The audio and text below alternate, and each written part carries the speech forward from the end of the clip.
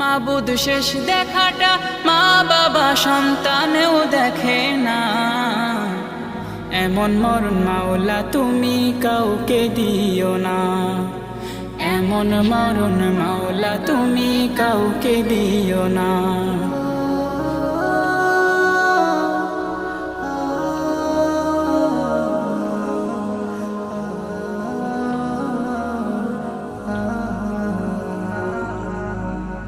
যে মরণ লাশ হলে কেউ চায় না গোসল দিতে, আসে না ছেলে বাবার কফিন কাঁধে নিতে।